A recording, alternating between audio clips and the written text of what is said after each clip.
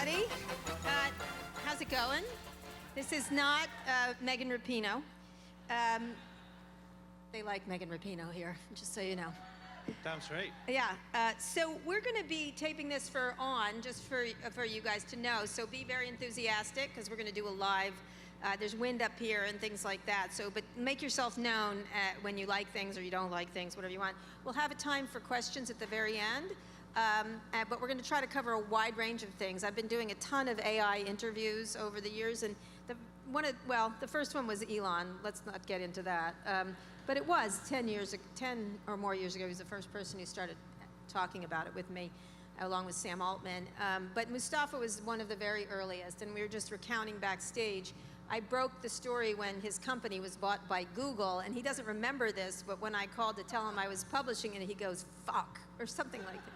He was very mad, too bad. It was a great scoop. But it was a big deal at the time, and I think very few people understood what was happening right then. And this was a decade ago, right? So, all right, so we're gonna get started. And I just wanna have just one moment. Someone I interviewed on this stage a couple of years ago, Susan Wojcicki, who is CEO of YouTube, died this year. She had a really huge impact on women in tech, on Google, on a lot of stuff. And I just wanna say, wherever she has gone. I'm not a religious person, but she's what a woman, I have to say. She's one of the few people I really admired in tech. So, I mean, I admire more people, but she's one of them on the top. Anyway, she was great here. She was a lot of fun, and we showed off some things, and I miss her very much. Anyway, all right, let's begin. I'm going to start with the live intro, so you'll hear that. This will sound a little like a podcast. Then we'll go from there, and then we'll get to questions at the end. Thanks for joining us here at Lesbians Who Tech, and also, just so everyone knows, we're recording a live episode of my podcast On with Kara Swisher today, too. Thanks all the lesbians at Lesbians Who Tech and the men who love them.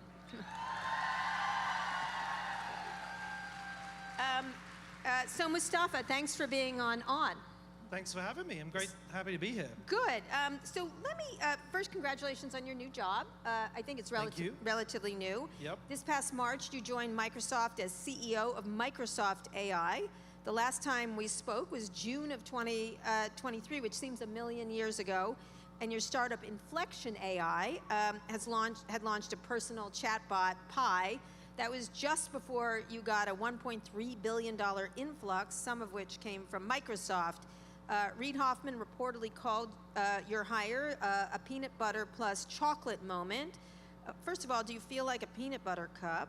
But in all seriousness, when we talked, you wanted to get in on the bottom, be a startup at the time. Talk a little bit about the shift to big tech, because Inflection was so there was a series of hot AI startups, and you'd been around for many years at DeepMind and everywhere else. So talk a little bit about that. At the time I was at Google, this is sort of around 2022, and Google was sort of struggling to really get started in the LLM revolution, even though it had been one of the main inventors of the core technology transformers. And early to investing. Yeah, super early, and internally, I worked on Lambda, which was the precursor to Bard, which then became what we have now as Gemini, and we were really trying to get this deployed into search. And the company was sort of proceeding quite carefully and cautiously, and maybe a little too cautiously for a bunch of us. And we just felt that it was the right time to try and get these things into production and get feedback and experiment with them. That's why the caution? It's safety? Bureaucratic situation? I admire the caution because you don't know what you don't know. And I think these models are really powerful. They're fundamentally different to the kind of software that we've built in the past. And so you just don't know what's going to happen when they make contact with reality. Right. And it's a bold step to go first. And ultimately, in the end, it was OpenAI that forged ahead. And then obviously the rest is history. Everyone else has caught up. So when you're over at Google, which is one of the biggest tech companies in the history of the planet, and they're moving slowly, and you see something like OpenAI in an area you had been in for a decade, what is the process of thinking of leaving a company? Because a lot of people here are developers, or they're deciding whether to do a startup or join a big company.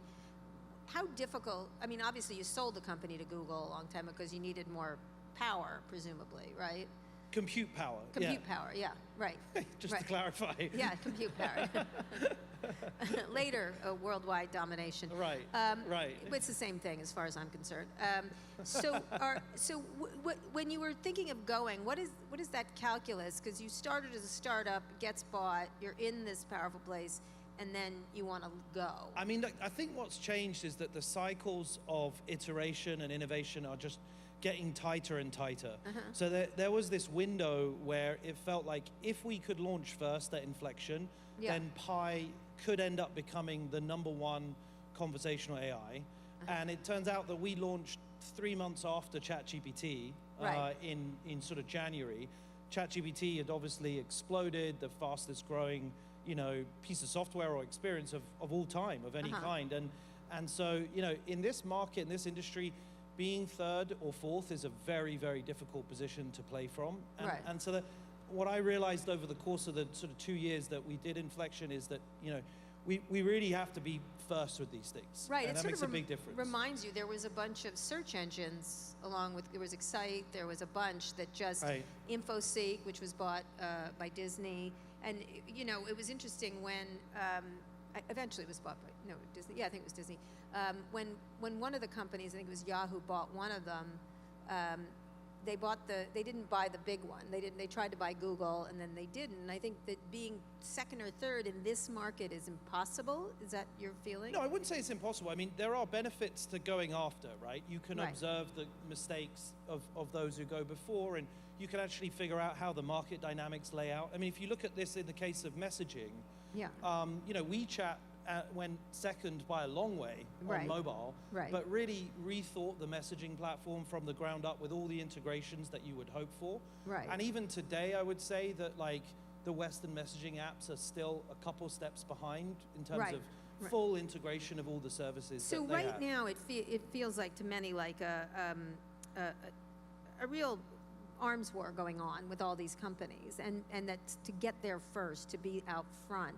But it doesn't necessarily mean they will be the most dominant. Again, as I said, there were a billion search engines. There was several social networks. I mean, we all remember MySpace, and then it wasn't, essentially. Yeah, I mean, I think there's another important dynamic, which is that these models are being open sourced, right? So talk a little about, you mentioned in the video before. Yeah, I mean, I think it's an amazing dynamic because the very best companies with the most resources in the world are spending billions of dollars to train these incredible models.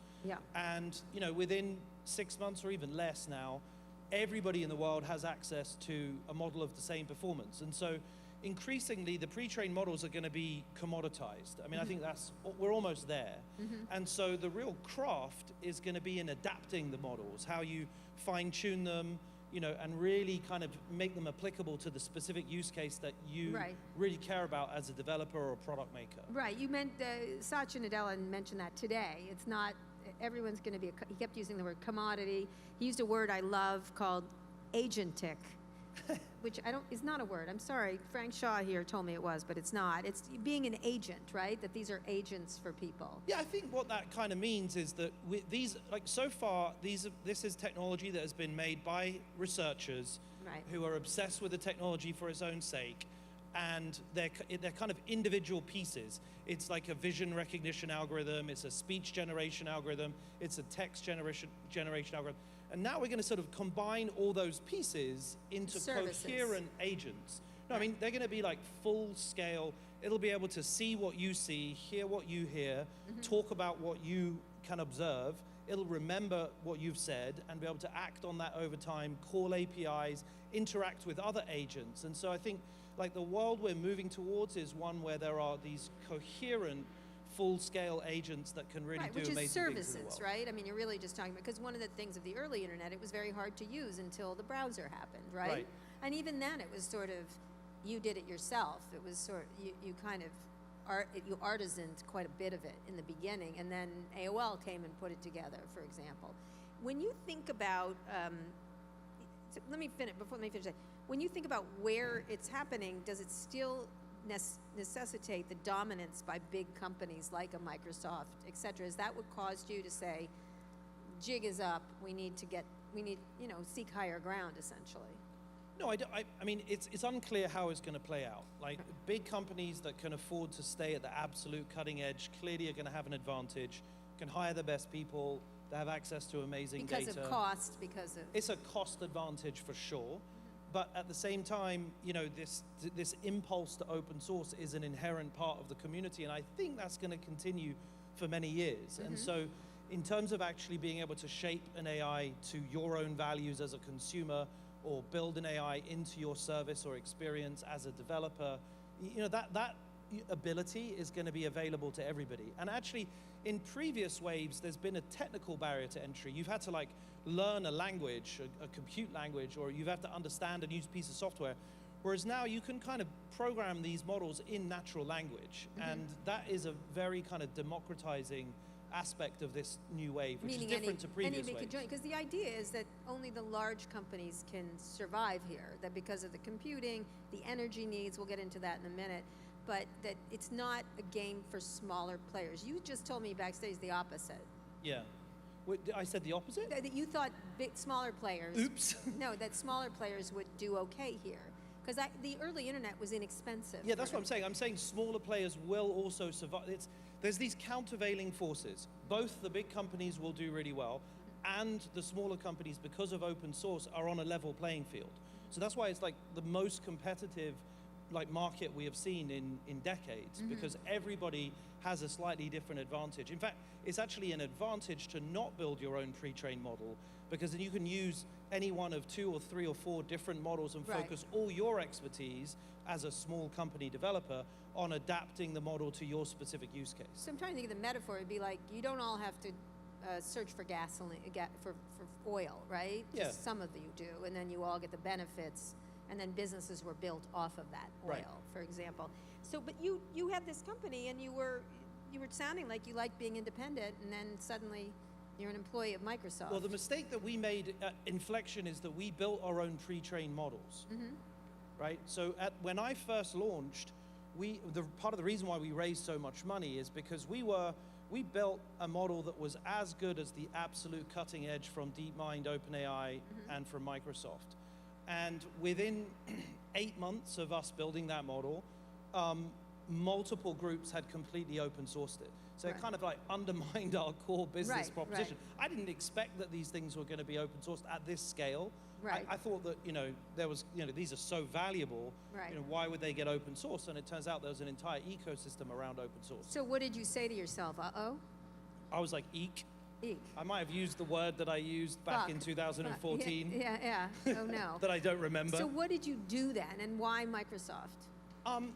Well, Microsoft was actually our main investor from the outset anyway. I have an amazing long-standing relationship with Satya and the team there, and you know, they sort of basically said to us, look, we have the resources, we have a big gap in the company, we need a team like yours to come and really lead consumer, because I think whilst the company in the last decade has been incredibly successful at cloud and enterprise sales and so on, you know, where the company hasn't really made traction is on mobile, for example, or in sort of really younger consumer more generally, and that's what we're really targeting at the moment. Targeting at Microsoft, but they also had their big investment in OpenAI, which many people lauded as a really smart move on his part. How do you look at that relationship? Yeah, I mean, I think that investment in OpenAI is going to go down as one of the great moves in the Facebook history. investment turned out rather well too. But yeah, that's not too bad. It's not too bad. Yeah. You know, I made fun of it at the time. I looked like an idiot, but go ahead. Well, hindsight's a wonderful thing. I thought this one was smart, but anyway. Yeah, I mean, it was also brave. Yeah. I mean, $1 billion in 2019 on a technology that was very, very far from doing anything in practice. It was pure research. So it was really just a kind of trade as like, they couldn't get DeepMind, so they had to bet on something else, and I think that turned out to be amazingly successful. So what is the relationship between them? Are you competitors? How does it? No, we're siblings. You know, sometimes siblings are squabble. Yeah. Sometimes they squabble, but largely we're on the same team. You know, so and that's amazing for us. Like, we collaborate closely with them on everything from, you know, the research side to core infrastructure and so on. Obviously, we build competing products. Right. And I think that's healthy and a natural part of things. And so, you it's a good relationship. And they've stepped out with Apple, for example, by doing a relationship, which you all could do, because Microsoft provides software to Apple and things like that. Yeah, I mean, I think one of the things people don't realize is that all the companies actually have deep partnerships with other companies. I mean, we have a deep relationship with Amazon, believe it or not, on a lot of fronts. So, there's a lot of different connections across the board. It's normal. Right. So, what is your purview and goal for what you're doing? You have Bing search engine, Copilot, chatbot app. What else? Yeah, MSN, which is actually the most trafficked news website in the world, believe it or not. And also Edge, the browser, as well as our core AI science division. So integrate AI into all the products. Yeah, that's exactly the goal. Is that we sort of wanted to build a vertically integrated AI studio. What that means is we have the browser for distribution, we have the search engine for content, we have MSN for news, and now we have the consumer Copilot, which is trying to produce this really conversational, fluent AI companion. Which is a search engine, really, in a lot Yeah, I of mean, ways. you could think of it as a search engine, but I think it's going to evolve way beyond a search engine. I mean, this is going to become a lasting, meaningful relationship. People are going to have a real friend that gets to know you over time, that learns from you, that is there in your corner as your support. Yeah, Friend is doing a lot of work there. But the word that Satya, as I said, used was agentic, I guess. Agentic, whatever. You're making up words over there at Microsoft. What does that mean, agentic? I mean, these are automated agents. How are they different than chatbot or Pi or whatever? I think it's an aspirational term, maybe just like friend. Yeah. That is trying to say, like. Because agentic just trips off the tongue. It's an awkward look, one. It's my isn't it? agentic. Yeah. People would be like. Who used this phrase? Did someone I know use it? Yes. Agentic? Satya, your Did CEO. He? Yes. Oh no. Okay. Yeah. Oh, yeah. Right. Well, we can't all be perfect. He also put it on social media. It was everywhere. Yeah, I mean, this is the mode we're in at the, I prefer companion. Companion, okay. Which is also aspirational. We're not quite there yet. But it's basically getting at this idea that, these AIs are really going to live life alongside you. I mean, they're going to, it's not just a tool. Right. This is something that is going to end up forming a lasting, meaningful relationship with everybody over time. It is going to be your teacher. It is going to be your medical advisor. It is going to be your support network. And ultimately, it's going to take actions on your behalf. That's what the agentic piece is getting at. Copilot is probably a better term. That's the one that you use at Microsoft. It's interesting because right now the manifestation of it, and you're starting to see it. I was just at the Apple event in Cupertino. You're starting to see it in little ways. Most of it is irritating on some level, like Google, for example, with rewriting your emails. When you start to write an email, they're like, can I help you with that? And my email is fully yes, no, okay. And they're like, can I rewrite that for you? I'm like, no, you can't. And it took me more steps. So it doesn't look particularly helpful yet. That said, a lot of people are using it for summarization, for notes, for ideas and things like that. So there's two versions of this, which is something that is a work helper versus what you're talking about, which is a companion and a friend. So without becoming a Microsoft ad, and you can talk about others, I would love you to talk about others. How are the business and consumer sides connected, and where do they diverge? And where does it leave products and others behind? Because it'll ultimately integrate everything, presumably. I mean, it doesn't have to, right? And it's also unclear Can I just make an observation? I think search is at the time search was invented, I remember saying to Larry and Sergey, it's Neanderthal. In 25 years, we'll be like, why did we type words into a box? Yeah. And they were insulted by that. But nonetheless, they made a lot of money. Well, I think I do think the new modality is going to be increasingly a voice-first modality. Right. Because, we've been kind of crawling up to high-quality transcription and voice generation very slow for a decade. Yeah, dragging systems. It's kind of just been irritating, like you said. It's been irritating, kind of a bit better, nearly there. And I think the last year or so it's sort of tipped over where it's like, wow, you really can have a fluent conversation with this thing. Right. You can interrupt it. It's super accurate in its transcription. Mm-hmm. And I think that just unlocks a different way of thinking when it comes to, asking a piece of technology to do something, rather than typing. Well, the thinking has been there from science fiction, right? If you watch any Avenger movie when he talks to Jarvis or whatever, that's the kind of relationship you're thinking about. what the experience has been for most people in the consumer space, and I'm not talking about bigger things that it will do, like, you know, cancer research, et cetera, it feels like Siri is the dumbest friend you've ever had, kind of thing. And I have said that it is. It's still Well, terrible. the problem with technology, and Alexa's not too smart either. It's like, no, you're right. what is You are going on damn with right. you, with Yeah, you men? I hear you. Yeah. The problem with technology and the problem with people like me is that we get overexcited and overstate, you know, where things are about to go as though they're already here. Like I remember watching like a Sony Walkman advert and seeing the, you know, guy rollerblade down the boulevard with his CD and the thing, and then I got mine and I was like, tried to kind of walk down the street and it just skipped every 5 seconds. Yes, it and did, yeah. it was kind of useless. And Yeah. you know, if I had it on my desk sitting perfectly flat, it sort of worked. And Right. like, so this is the challenge. Like, you know, we have a tendency to overstate things, and at the same time, it always feels like this time is different. I mean, Right. it is profound that Right. you can now have a fluent natural language conversation about any topic. You pick any topic and it's going to be better. The answer that it gives is going to be more accurate and better, I think, Right. than your average person in the audience, unless you're on your specialist area of expertise. Right, That's right. quite a profound thing. It is indeed. I mean, I think a lot of the two focuses that I do blame the media for this is one on people cheating, students cheating, and every time there's an article, I'm like, students have cheated for hundreds of years. You know that. This is like it's just a new way to cheat, which is the teachers will figure out, and then we'll move on to the next thing, next cheating. And the second thing is that it is not ready for prime time. This idea of that it's still stupid, it still doesn't work, and one of the things I like to, or that it has hallucinations, or it's incorrect, or it thinks James Monroe is still living, or whatever mistake it tends to make. And it reminds me a great deal of what's happening with autonomous vehicles.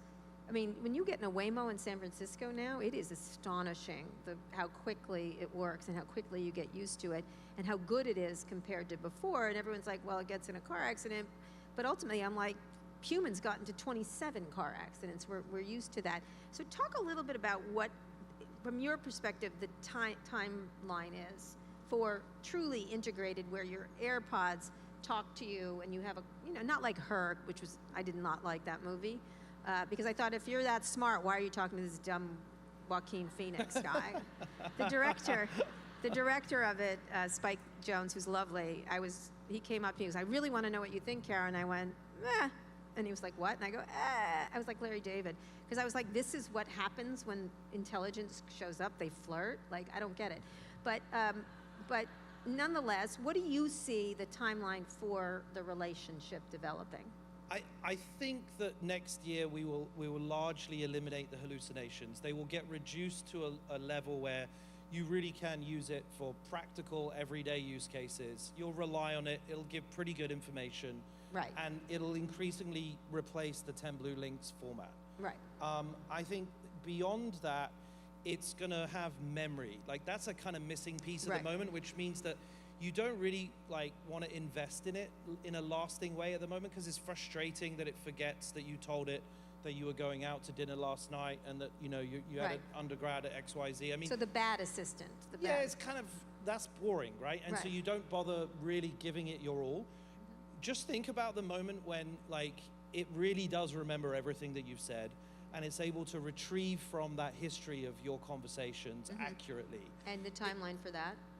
I think that we're 18 months away from really getting that to a workable level, right?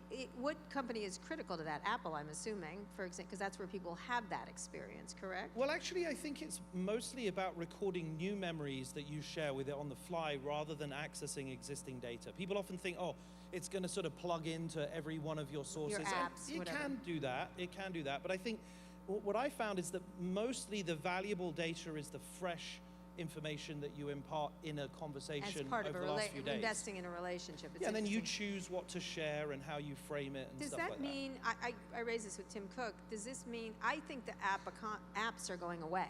You will have a relationship with Uber, but not in the same, because there's friction of opening things up constantly. I'm opening my Uber app, I'm opening my search app. That will go away. I don't think they go away. I think Really? that your AI is just going to learn to use those That's apps. what I mean, because you're never going to Right. That's touch true. them again, Right. I mean, I personally, look, first of all, the efficiency of tapping on something and very quickly, I think ordering an Uber is like 5 clicks. Right. I mean, that's hard to beat. So that it's going to take a few years to really get beyond that. But if you look out far enough, yes, it's quite likely that your AI is going to learn to click on buttons in your browser, enter text in text entry boxes. It's certainly going to be able to read the page and understand the images and all of the text on the page. And that's going to be a very different, format. I think one of the things that's going to come out quite soon, I would say, is this idea of Copilot's vision. It's going to really see what you see. And so you'll be able to have a companion that really browses with you, looking at the images. See what you see physically, or see what you see as how you use it? I think at first digitally. Right.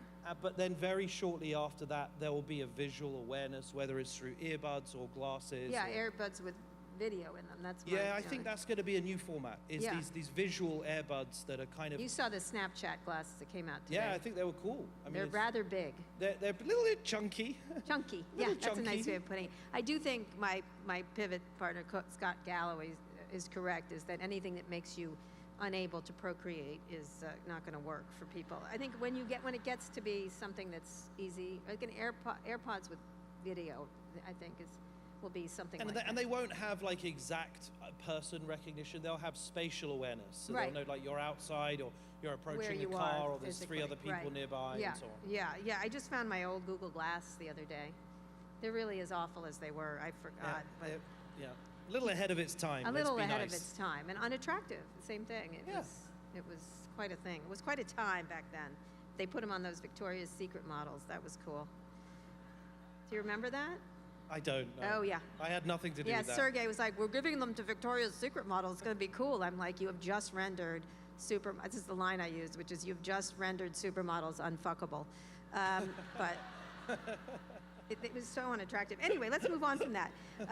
One of the interesting things about your jobs is this relationship with OpenAI, and you and Sam Altman are often pitted as rivals, but you recently praised him. Talk about what is the dynamic, because the Wall Street Journal has reported you're building a, quote, in-house OpenAI competitor inside of Microsoft, and talk about why Microsoft is replicating the resources that it also has with OpenAI. What's the strategy there? No, look, it's not about replication. I think it's more about having a partner on the Microsoft side that genuinely understands the technology that the company is receiving. Right. Because in order to really, use this new clay, it requires a level of technical and scientific craft that, it comes with experience, right? So that we see them very much as a partner, not a competitor, and I have great respect for what they're doing. So they just released a new reasoning model.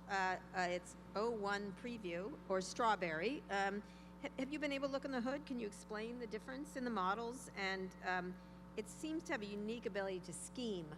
I think that's the word they use, which is pretend to follow the rules, which sounds problematic. It's even worse than hallucinations. You don't really want a scheming friends. So talk about that. These tech people, where do they come up? Scheme is a great word. Let's put that out there. It's the thing it's really good at is that when faced with a kind of complicated reasoning challenge, it can critique its own answers and iterate to find the right answer before giving you an answer. Okay. It's why at the moment it's a little slow. It takes sort of 10 to 30 seconds to give an answer. And that's actually pretty useful because it gets feedback and calibrates and iterates before producing a final output. And it turns out that that's actually pretty valuable. I mean, we all do that all the time. We think in our own heads out loud and we try to reason through a problem before giving an impulsive answer. At the moment, these models kind of give an impulsive answer. They just give the first answer that comes out, right? Right, and so scheming is good then? Well, cogitating is the word they were looking for. Scheming seems to have a little bit of a bias as though it's intentional in its. Well, that's exactly what the word means. Yeah, I don't know. It doesn't strike me as intentional.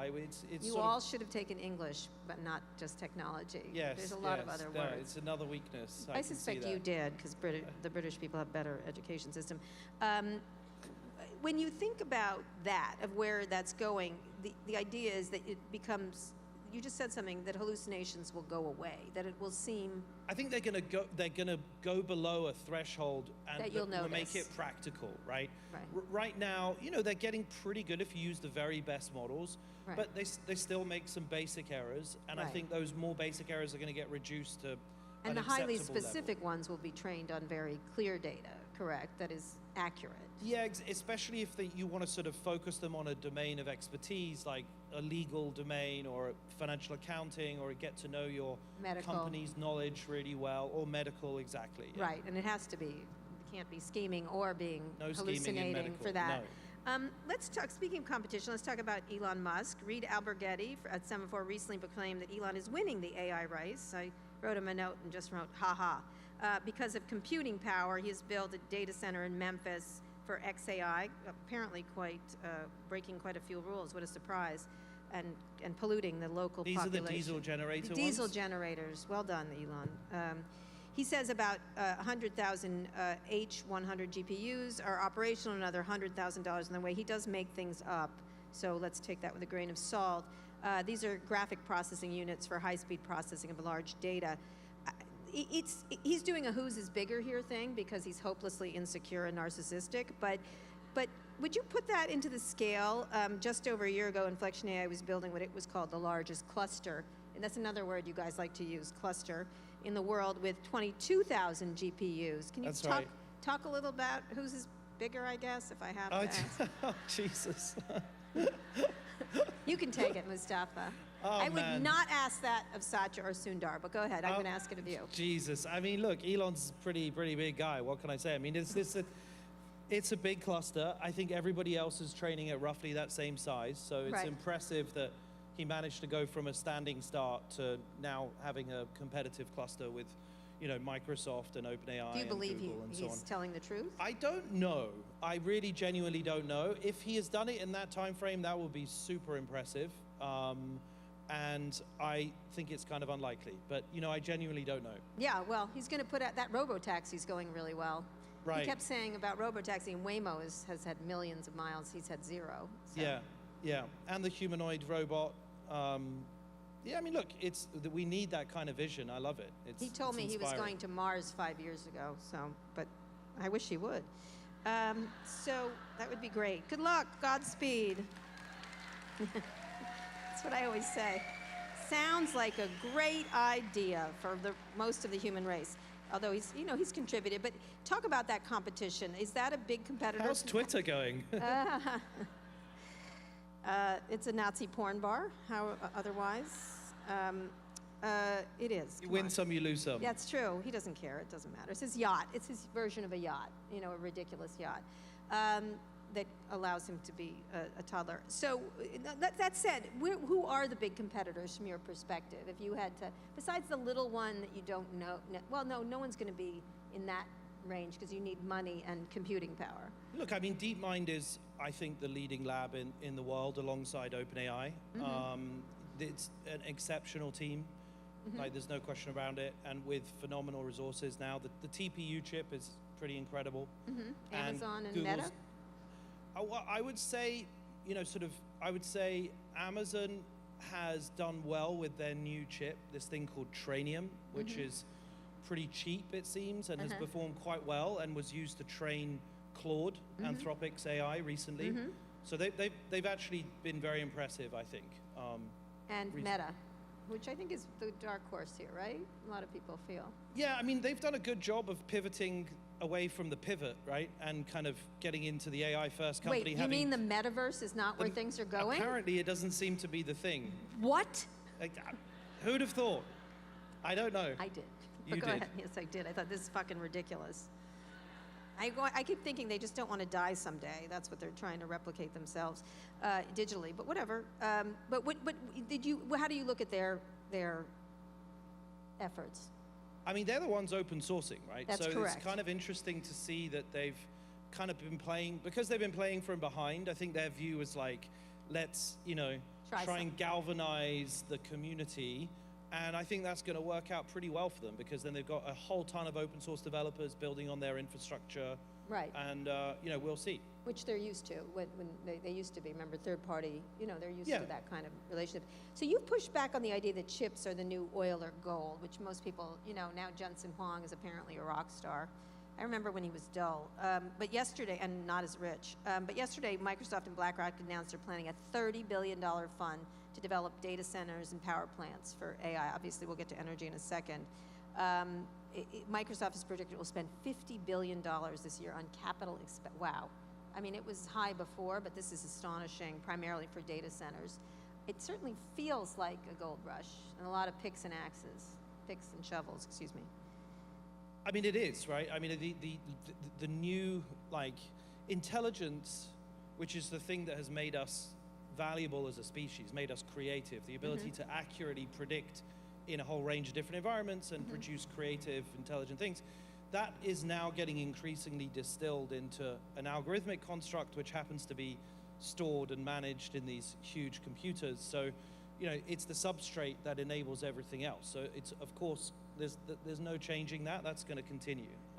But at some point, very much, I remember when Cisco was NVIDIA, essentially, in the early internet age. Does that what happens to that? It becomes a commodity and then everybody has it? Or what, from your perspective, what happens? Well, the strange thing is that the exponentials are both going up and down. What I mean by that is that, the cost of training the very best is higher than it's ever been, and yet you can now get GPT-3 entirely for free, that runs on a mobile phone. In fact, you can train it from scratch, right. On basically a household level system. Right. And that's only 3 years ago, right? So that dynamic is almost certainly going to continue. So if you roll that forward to 2030, then you've got real value, real capability that is fundamentally free, or if not zero marginal cost, right. and available to everybody. And that's what's really fundamentally different to different past waves of technology. And then the services start, the services that everyone will be paying for, where the business, I know, now OpenAI is doing pretty well with subscriptions at this point, but eventually it'll be services. And I think those service models are likely to be, impact driven. So once you're able to prove some value in a workplace, or when your AI has really, up-leveled you in some way, or given you a skill, or sort of manage some complex task in your personal life, after you've observed the value, then you'll basically pay it a cut. So one of the parts of it, of course, is not just huge data center. For example, Elon's using Grok AI it's not just chips, you need content, and Grok is being trained on content for X, right? Which depends on whether it's going to be good. OpenAI and other LLMs were originally trained by scraping the internet, not a new fresh thing for tech companies to scrape things. Bunch of lawsuits are pending. No one really gave permission for Elon to do that necessarily, although it probably is somewhere deep in one of the terms of service. Now they're paying third parties for their data. Going forward, what do you think AI should be trained on to avoid bias, disinformation, and how close should the inputs be monitored and paid for? Yeah.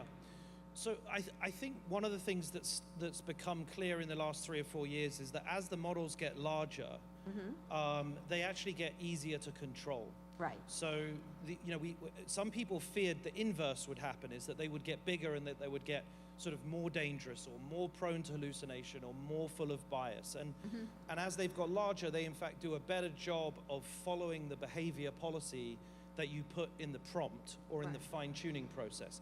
And that's actually very good news, because it means that although your underlying data is inherently full of all kinds of biases, I mean, if it's trained on X or it's trained on the open web, it's going to just internalize, information from the entire world. Yeah, garbage in. Right. Garbage out. But not garbage out. I think that's the key thing, is that in fact you can put garbage in and a beautiful cake comes out, or what? Well, with a little tuning, yes, it basically gets better at following instructions, and that's good for safety. It's good for product making. It makes them reliable and consistent. They don't do random things as much.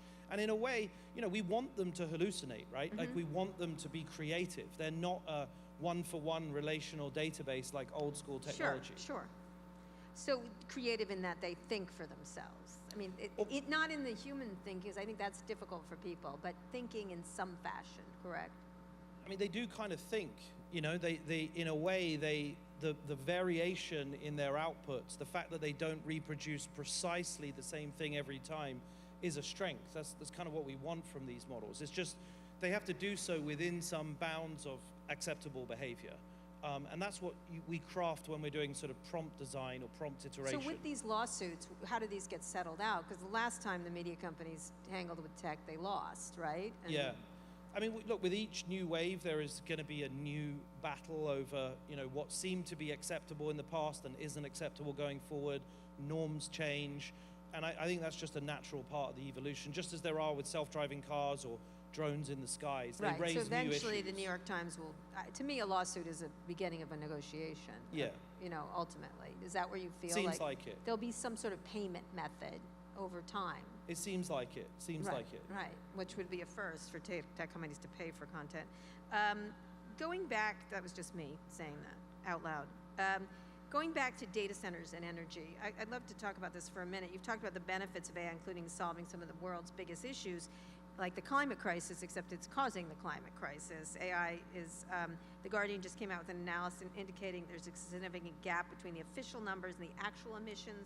For example, Microsoft's in-house data center emissions are at least 21 times higher than the company reported. It looks like there's, you know, these renewable energy certificates, and again, it doesn't help people impacted locally.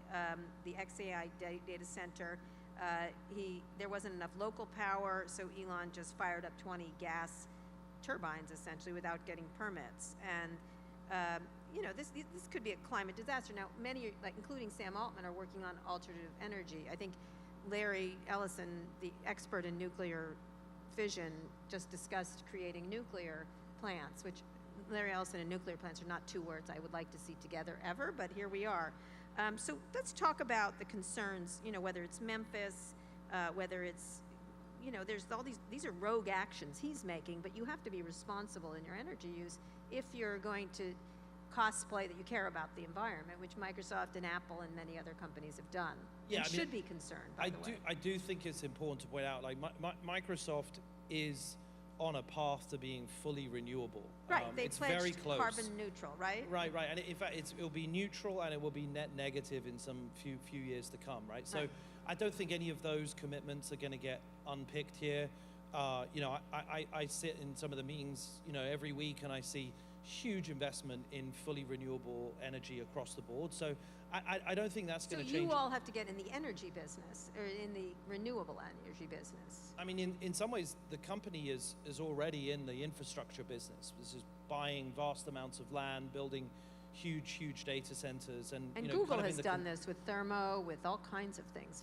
You know, I recall there were a lot of kooky schemes, but some very smart ones around energy of the server farms, correct? Yeah, I mean, I actually worked on that at Google in 2017, 2018, and you know, we have the most efficient data centers in the world at Microsoft and Google. We measure this thing called PUE, power usage efficiency, so how much of the energy that goes into the data center gets used to actually run the servers, how much is wasted. And that got down to like 1.1, 1.2. So you think between crypto and this, which is a huge energy. Well, the crypto guys weren't committed to using renewables. No, they were not. So that's pretty different. Right, but when you're committed, what does that mean? And what are the power needs in the midst of a climate crisis, a very obvious climate crisis? Yeah, I mean, I think all the energy that we consume, almost all, is fully renewable. In a few years' time, the entire supply chain is going to be fully renewable, and I think by 2030 is going to be net negative. So, including these developments? Including all the AI, everything that the company does. Is there one kind of energy you're more focused on? I mean, I know Sam is interested in... I think fusion is a little way away. I mean, Microsoft does have multiple bets in the fusion space, investments in the fusion space. And where do you see it right now, as someone who's running this? I think that for a long time to come, we're going to be using hydro and solar. There'll be some nuclear in the mix, but I think fusion is not going to be a relevant part of the energy mix until post-2030. Nuclear? Nuclear to some extent. We already use some nuclear. Right? You know, someone named Bill Gates told me that renewables aren't going to cut it in an interview. He talked a lot about the idea that he's a big nuclear person. He wants everyone to have a personal nuclear device in their homes, which sounds scary, but maybe isn't. when you have discussions like that, ultimately there's going to be a choice, correct, of where you're going to do this? Look, I think solar has come down exponentially in the last decade. In fact, I think like 36% of the energy that's consumed in Pakistan is now locally generated solar. That's like on people's rooftops. 2 years ago, that number was down at 4%. So when the costs come down, there's a natural market proliferation of technology because it's in our rational What does government interest. have to do here to push this? Well, the tariffs with China are not going to help, right? I mean, the Right. fundamental reality is that China produces, the vast majority of the solar. world's solar voltaic cells at an amazing price. And the last thing we should be doing is considering putting tariffs on those because we want them to spread around the world. Yeah, I've got some news for you. So one of the people who's running wants to put tariffs on everything. I've never heard of him. Yeah, 100%. It's crazy. You think it'll hinder economic growth? I mean, there's no question about it. That doesn't make any sense. Yeah, so does every economist, apparently. Speaking of which, Karen Howe of The Atlantic recently wrote, Microsoft marketing AI technology to big fossil fuel companies like ExxonMobil and Chevron, help them find and develop new oil and gas reserves and maximize production. Is that work, big tech, big oil together? How do you feel about that? I mean... Do you want to talk about the FTC then? Okay. What's next? Spin the wheel. What do we have next? Well, FTC is sitting right here. Look, I think they have made big commitment. The oil companies have made big commitments to transition, and they need to be held accountable, both by us as we're a partner of them, and everybody else is too. We're stakeholders in their future, Right. and I want to see them move much faster. Of course, like they should be adopting 100% renewable commitments like us. Yeah, BP, Beyond Petroleum. I always love that. What gall. Anyway, a couple more things. The FTC has launched an antitrust probe. The government there's lots of probes, not just Microsoft. Google just lost its case. It's obviously there's another one coming. But there's around this particular deal. The FTC has launched that. It's under investigation in the UK. And let me see if I got this right. You and Inflection co-founder, it's Karen Simonian and Reed, yeah. Chief scientist at Inflection, both left for Microsoft. 60 out of 70 of your Inflection employees left with you. Microsoft paid Inflection $650 million as part of a licensing thing. Microsoft is claiming it wasn't an acquisition. My partner, Scott Gallery, claims it is. The FTC is investigating. Talk a little bit about this. How is this is this an acqui-hire model or an acquisition? No, I mean, as you said, as I said earlier, like we got to a point where it was pretty clear that we couldn't win the consumer battle. Right. But the company, so Reid Hoffman, it was our third co-founder, and he's still running Inflection, and they're pursuing, the enterprise mission. They actually are now using other open source pre-trained models, fine-tuning and adapting them for a whole bunch of other businesses and pursuing B2B. I'm not a B2B person, and I didn't want to do that, and that's why we took up the Microsoft offer. I mean, it's also worth adding both the English regulator, the CMA, and the Europeans briefly looked at the case and then dismissed it and aren't taking it anywhere. So both of those have been given green lights. And the FTC, because it's FTC is still in process. I mean, they're moving a little slower, but I mean, Europe and the UK have come to that conclusion. Okay. So the model, it's not, others are doing it. Character AI went to Google, Adept AI struck a deal with Amazon, all without FTC approval. But there is a move of the consolidation of power that for the first time I am seeing regulators, including conservatives. There's conservatives who like Lena Khan. That includes J.D. Vance and Matt Gaetz and others. There's unusual bedfellows happening in Washington around that idea. When we spoke in 2023, we talked about an arms race in generative AI. Is that good to have the government looking at this from your perspective?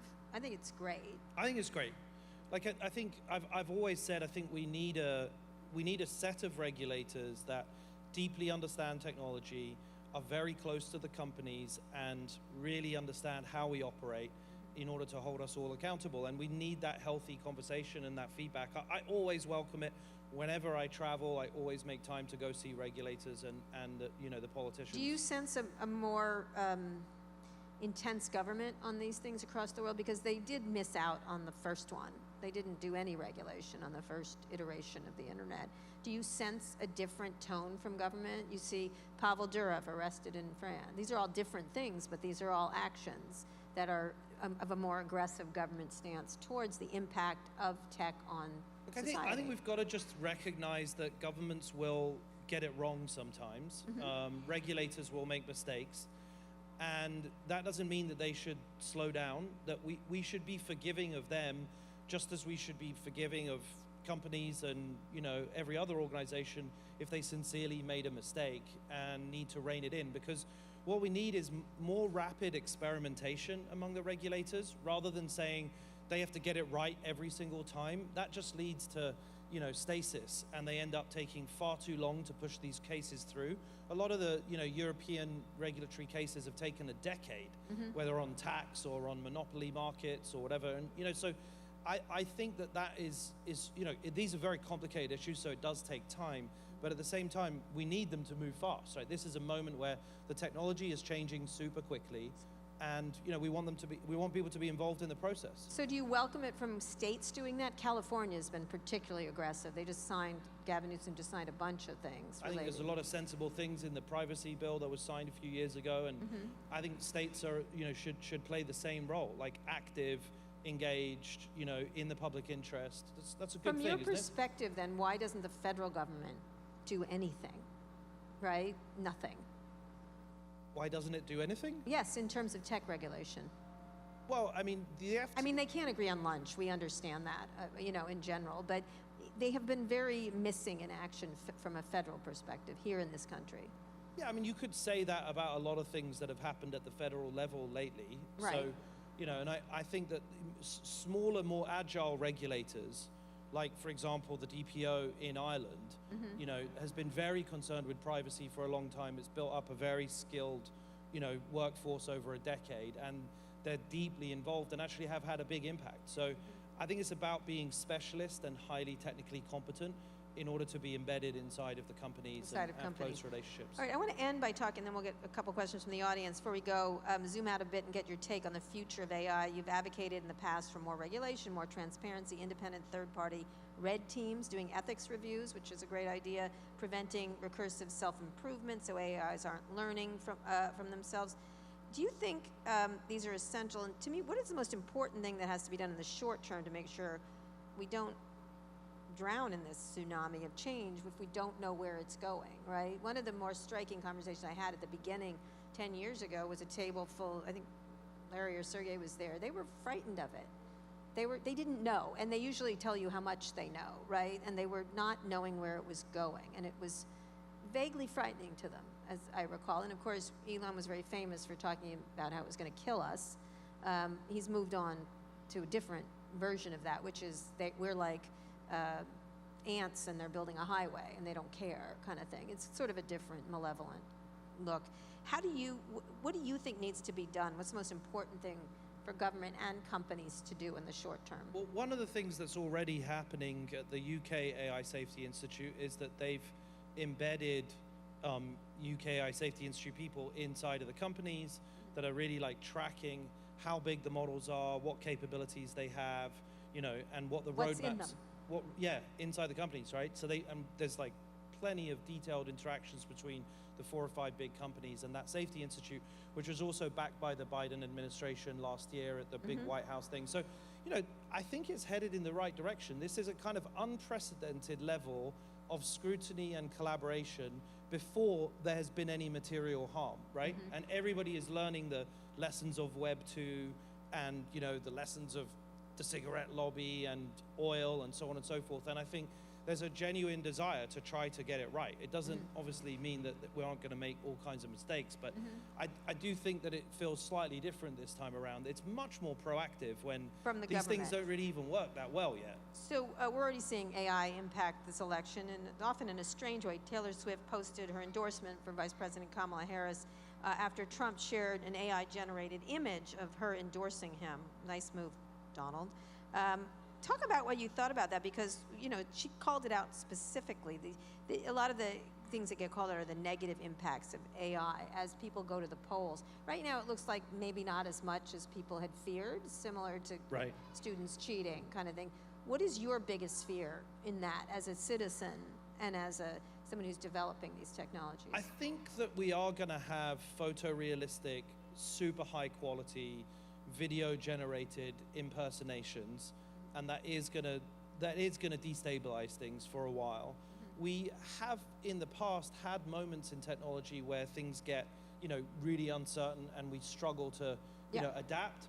And then generally speaking, we always find a way of solving that problem. In this case, it will be coming to rely on content that is produced by a human and being able to cryptographically verify that it's been produced by that account or by that person, therefore rendering all of the other content at least open to, cynical speculation about its source and validity. And that will be a very big shift and has a lot of other consequences, but I do expect that we'll end up in that kind of regime in 3 or 4 years, because it will just be zero marginal cost to produce perfect content. Copies, Yeah, right. yeah. I think it's hard to know what will, people don't realize this, but, whoa, just a sec.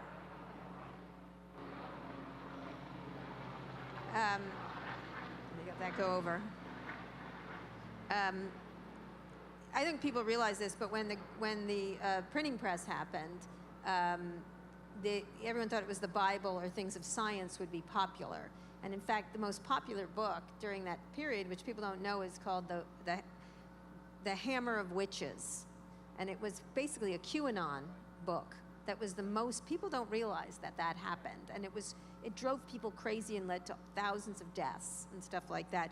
What is your scariest scenario and what's your best scenario for something with these generative technologies? My scariest scenario is that it just happens too quickly and just runs away from us. And I think that sometimes, the consequences take a while to settle and for us to really observe. It's taken 80 years or 100 years for us to have a robust vehicle regulation regime. If you think about it, there's driver training and seat belts and airbags and street lighting and vehicle emissions, and they're all by different agencies, and somehow they all kind of fit together. And I think this time around, it's not going to be like one agency. There's going to be a ton of different pressure testing on the system to figure out where it's weak and where it has these third-degree effects. And as things are moving so quickly, I think it's going to be tough to kind of catch up to that. But I think the upside is, everybody is going to have an incredible personalized tutor in your pocket. Like it is going to be as smart as the very best educator that any of us have ever had. Not better than Tim Walz, but anyway, Coach Walz. I know you're more of an optimist in tech than a pessimist. In TED Talk in past April, you said that AI could be described as a new digital species. From your perspective, if this digital species represents the best of us and not the worst, what does that look like? Because we finally solved these issues of racism and anti-Semitism. Wait a minute, no, we haven't, right? It just keeps coming back. And in the words of Brad Smith, who works for Microsoft, who's a very high-ranking executive, technology is always a weapon or a tool. So what is the best species in this digital species? I think the reason why I tried to introduce that metaphor was because I'm concerned with the idea of containment and the limitation of the downsides. And so, it's best to frame it in that potential so that we can think of it just as we think of one another. Like it will have agency, it will have creativity, it'll have memory. And so once you kind of apply that frame, you can then start poking at all the potential weaknesses and the strengths. And I think the aspirational strength is that, these models won't need to be bound by the same limitations that we have as a species. They won't have guilt. They won't have shame. They won't have, unless we program into it, ego. They won't be chippy and anxious. We will have, some people will choose to program some of those traits into them. Right. But once we overcome some of their weaknesses, which is memory and factuality and hallucinations and so on, then it really has the potential to be the very best of us, right? And you don't think shame is part of that? Being the best part of us? Because some people are shameful these days. Right? Look, shameless, really. Can have a place, but it can also, those emotions tend to manifest in pretty destructive ways sometimes. And I think the challenge that we all have is that as personality engineers, which is this new, Wow, that's another word. this is a new competency, right? We get to imbue these models with emotional intelligence, with kindness, compassion, sensitivity, and that's the new craft.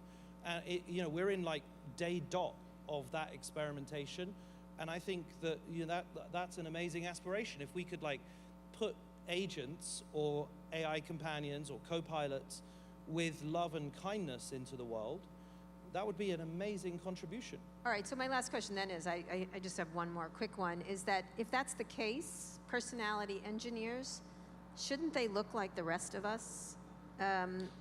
That's my issue, is that they Absolutely, don't. yeah. But they Absolutely. don't. They don't. The personality engineer is an Elon Musk, not a particularly good engineer for personality. Personality disorder engineer, sure, certainly. So I know that's good. You can use it. How do we make sure that happens? Because again, we're back to the same old in a lot of ways. Yeah, I mean, we have a lot of work to do. I think that this is a space that needs to be owned and co-opted by everybody who is going to be a user, which is all of us. And I think that there's much more that we can do as a company, that I often try to do, to make it a welcoming and inviting place for everybody to be and to create and make. The more, we've had this problem in Silicon Valley for decades, Yes. where, technologists end up being nerdy, typically white guys that make technology with our own blind spots imbued in them because we're solving problems for ourselves. We're about to change that because these technologies can now be programmed by anybody, and they're now entering the realm of emotional intelligence, not just utility. Previously, technology software has been about doing something more efficiently, getting a payment in, connecting people in a marketplace. Whereas now, we're actually creating experiences. They're emotional, they're lasting, meaningful relationships. And so that's a moment when we can like reset the counter on who gets to be involved in making them. All right, well, excuse me if I don't take your word for it. Let me ask do we have time for 2 quick questions? Is that okay? Okay, very quick? All right, 2 very quick questions. Sorry, we went over. Right here, this woman right here with the mask, with the white shirt, her, yeah. And super quick, sorry, I went over just by a minute. Hi, thank you for being here. I wanted to ask, AI is used for a lot of things. It can also be used for really harmful things, like AI that targets children and wives in Gaza. And Microsoft does have an agreement with the Israeli military to provide Azure services. What is your responsibility in terms of AI and other technology used for war crimes? That's a good question. Let him answer. I've long been against the use of AI in any kind of weapon system, targeting system, and surveillance system. And regardless of what job I do, I'm still against that. I speak up about it internally, and I'm proud to speak up about it externally. I think that we have to be very disciplined and open and forthright about how these technologies get used. And none of us want to see this make war, easier to do. And that, it kind of breaks my heart that people use our technologies in that way. Yeah, it's interesting. In that regard, I was at a meeting where they were showing off these drones on what looked like game boards. And they're like, isn't this cool? I go, war should be hard, actually, so it's horrible, not easy and fun. And I was like, and I said, you're a shameful person to think that. But, he was a childless cat lady, and I have 4 kids. I love childless cat ladies, by the way. Last question, very quick. Right here, this guy right here. And super quick, sorry. Thanks. Big fan, Kara. Congratulations on all your success. Quick question. So you mentioned that you envision in the future we will mostly interact with some sort of AI assistant, and all of the services we today use and applications will run in the background, I assume through some API or something. Now, the super apps exist today, right? You have WeChat in China, you have some Kaspi app in Kazakhstan that runs a banking app, you can order food, you can order tickets and whatnot. What happens there is that the biggest companies win those contracts to funnel the business, right, Okay, into those question? super apps. So what would I envision in this AI app? Same would happen. It would, funnel the biggest taxi company or DoorDash and whatnot, how do we ensure that there is still incentive for startups to play in this field and Yeah, I think it's just get what I involved? asked. How do you keep the innovation bubbling from the bottom? I think that like every app that was previously represented by pixels and UI on a phone is soon going to be represented by an agent or a co-pilot, right? So, and programming and creating that is going to be a super easy thing that anybody is going to be able to do in a couple of years. So just as we made this transition from, when everyone got desktops, every business became represented by a website, and your brand values and your product and your offering became a website. Then mobile happened, and everyone shifted to apps.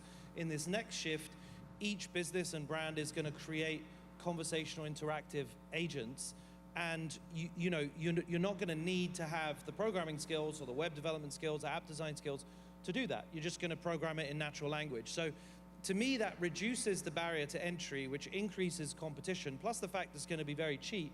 So I think that the market dynamics change as a result. Like it becomes more competitive and more open access. I do think that's a likely outcome. Well, we will see. Mustafa Suleyman, thank you, everyone. Thank you. Thank you.